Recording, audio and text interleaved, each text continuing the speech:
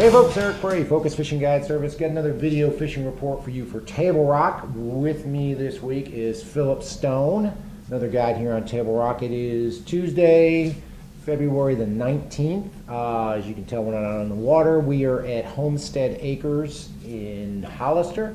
It's a new cabin development they've got going down here in Hollister, right across the street from Taneycomo. Really a cool place to stay. Brand new cabins, laid out really nice, great location. If you guys are coming to town, you're looking for a place to stay that's different than a hotel, a lot nicer than a hotel, looking for a cabin or someplace kind of cool, check out Homestead Acres in Hollister on VRBO. They've got a couple of them up right now. They're in the process of building a few more, but it's really a cool place to stay, so check that out. As far as our lake level is concerned right now on Table Rock, we're at 915.5, which really hasn't changed all that much over last week. It seems like about the time the Corps gets the lake down below 915, below normal pool, we get another rain and it brings it right back up again. A lot of water in the entire chain. You got Beavers 2 feet high, Bull Shoals is 6.5 feet high, Table Rock's a half foot high. Got more rain, snow, and freezing rain coming tonight, and more rain coming this weekend. So chances of them shutting the water off anytime soon are pretty slim.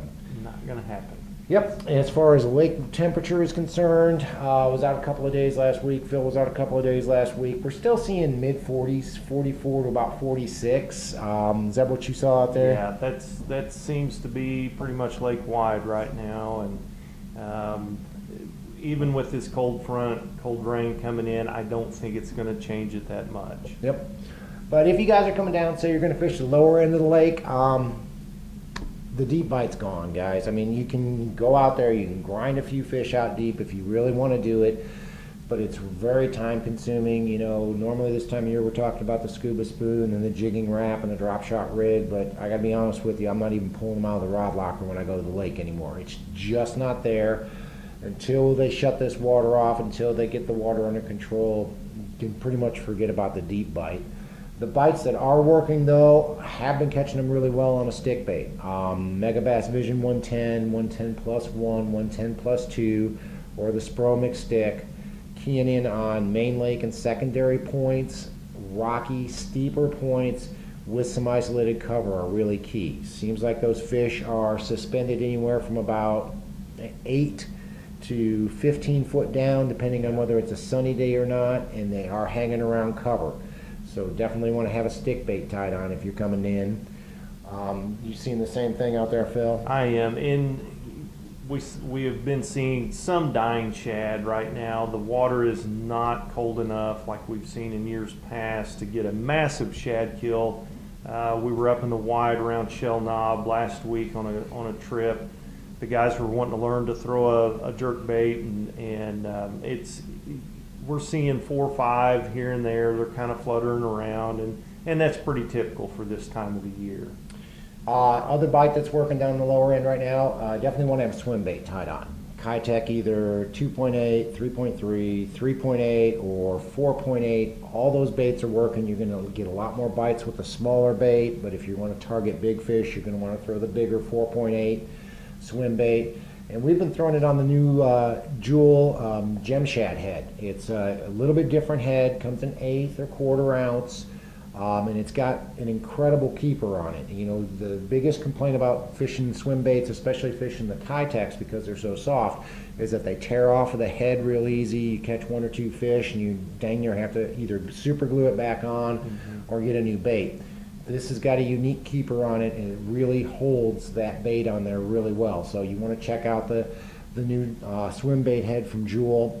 Been doing really well with it. As far as the swim bait fish, same sort of deal. A little bit of wind, fishing over top of treetops, fishing a little bit deeper than if you're not catching them up there on a stick bait. You can catch them a little bit deeper on that swim bait. Let it get down to about that 20-25 foot range over top of some of those deeper trees. Cast it over top and bring it right over top of a group of trees. Again, steeper, rocky banks, bluff ends, channel swings, that sort of thing. That's where the swim bait's been key. Yeah. The other thing about the new swim bait head from Jewel is, I know the biggest complaint we've had with swim bait heads in the past from all the different manufacturers has been the hook, and Jewel has answered that or solved that problem very well. These gem shad heads have got a superb hook. It's got the shorter shank, but it's a very durable, good, sharp hook. It's a larger. It's not a light wire hook. It's a standard diameter wire, so it's a good strong hook. It's a little bit shorter. It still has a good gap on it, but it doesn't impede the action of the swim bait, which is, you get on some of these swim bait hooks have got a really long shank on it, and it really impedes the action of the swim bait. This new gem shad is perfect. Great keeper on it and great hook on it. The other bite that's working down on the lower end is a jig. Been doing well with a 7/16 Jewel Pro Spider jig, Okeechobee Blue, Bass Whacker, Table Rock Secret, matched up with either a speed craw or a beaver. Again, fishing those rocky banks. If I get a day where I don't have any wind and I don't feel that I'm going to catch them on a stick bait or catch them on a swim bait, I throw the 7/16 jig, channel swing banks, anything that I've got some big rock moving the small rock. Most of the fish that are holding on the bottom are in that 15 to 20 foot range, so you're going to want to hold your boat out 25, 30 foot deep, and key on that depth. Don't throw right at the bank, kind of throw parallel to the bank to hit that 15 to 25 foot range. You're going to do a lot better and catch a lot more fish doing that. Yeah, and that is the big thing right now. I know there are shad up there.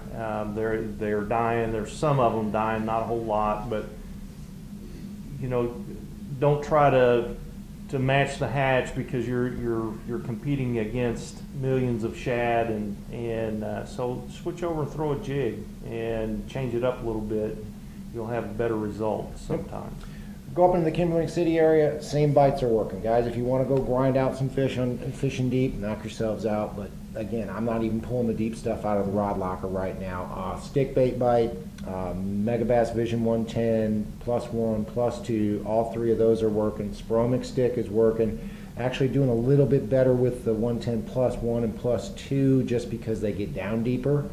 And it seems like if you get a cloudy day, you'll do better with the deeper diving stick baits. If you get a sunny day, the shallower stick baits seem to shine, because it does the surface warms up a little bit and those fish will come up.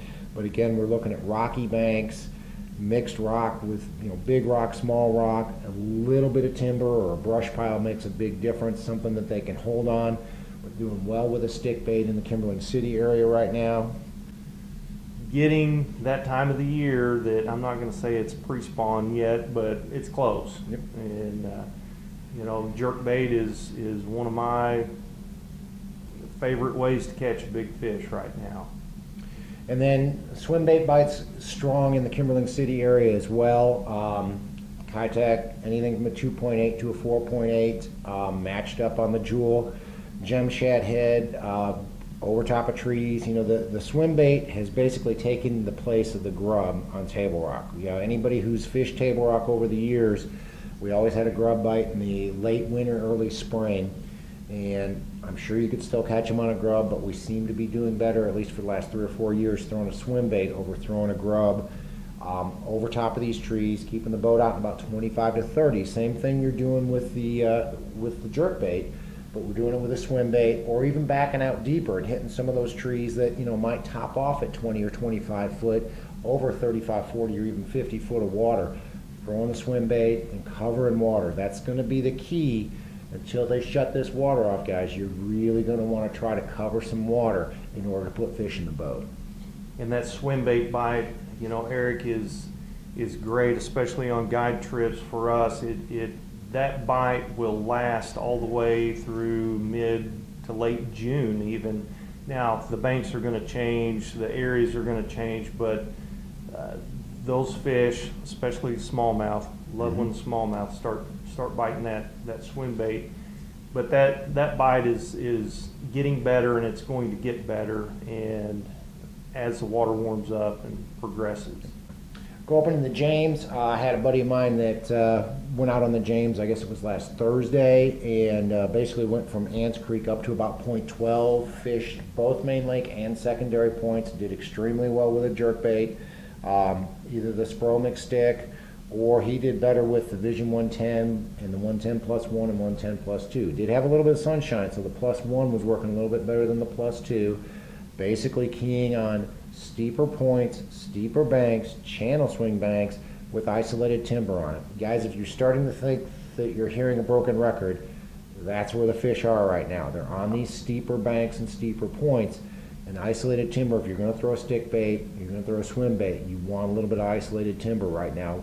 And up the James, you can do it on either the main lake or back in the bigger creek arms. If you get far enough up into the river in the James River, it's like you said, the main lake up there, it turns into pretty much the river, and that's, you want to look for those channel swings and those secondary points like that. Haven't heard a lot of guys catching them on a crankbait up the James yet, but I'm sure with the warmer weather we're going to get this week, by the weekend we're going to get this warmer 60-degree rain. It's going to make a big difference. So you definitely want to have a crankbait tied on if you're going to fish the James River, especially the upper end of the James on, say, Sunday or Monday. Rock crawler has been a key bait because it does dive a little bit deeper than the wiggle wart or the curve 55, but I think all three will be players this week. Look for those fish to be, again, steeper rocky banks, and you more or less want a parallel. You want a little bit of wind blowing into that bank, get your boat in about 10 to 12 foot of water and more or less parallel the bank. Crank the bait down to where you're hitting the bottom and then slow down and try to run it into every piece of cover. Pay attention when you hit something, pause it every once in a while, change up your retrieve. You'll catch a lot more fish up the James on a crankbait this week if you do that.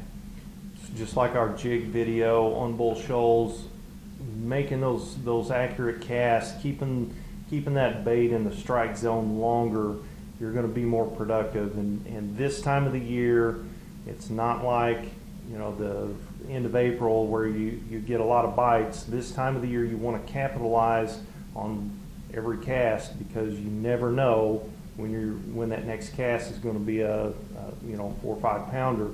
And keeping the boat in that 10 to 12 foot range, paralleling it, making those long casts with that rock crawler, that's where you're going to capitalize the most on your retrieve. Yep. Now go up into the White River. Phil and I both were up the White River yesterday. There's something about I guess you call it the mid-White River this time of year that happens every year, and it always seems to take us by surprise. Anything from about Baxter up to maybe the mouth of the Kings, or even maybe a little bit further, maybe even up to Big M. Yeah. That portion of the lake always seems to turn on first. Yeah. You know, if the water temperature is the same all over the lake, if we're not having a massive shad kill or something silly going on, that portion of the lake always seems to turn on first. You always start to hear guys catching them in derbies or catching them just out fun fishing that end of the lake, and it already seems to be happening. If you're going up there this week, if you want to fish deep, God bless you. Knock yourself out. I'll be up there this weekend, and I have no intention of fishing deep. Basically, the baits I'm looking at, I'm definitely going to have a stick bait tied on, either the Spromic stick or one of the Vision 110s, either the 110, the +1, or the +2, keying on the same stuff. Isolated timber on steeper rocky banks, steeper rocky points, both main lake and the creeks. If you're down towards Baxter, down towards Shell Knob, maybe Baxter, Big Creek, that sort of area, I'm going to be in the creeks more, not necessarily on the main lake. If I'm up around Big M or I'm up in the Kings River, I'm definitely going to be on the main lake. Yeah. Throwing a stick bait this weekend, and really, I think the stick bait bite's going to be really strong, and it was strong last week up there, so you definitely want to have a stick bait tied on. Yeah, the guide trips I had up there, the guys were wanting to learn how to throw a stick bait, what types of banks, and we did exactly what Eric just said. Is we stayed around the Shell Knob area and hitting some of those major creeks and hitting the secondary points, and we caught some fish, caught a nice walleye too. Yeah.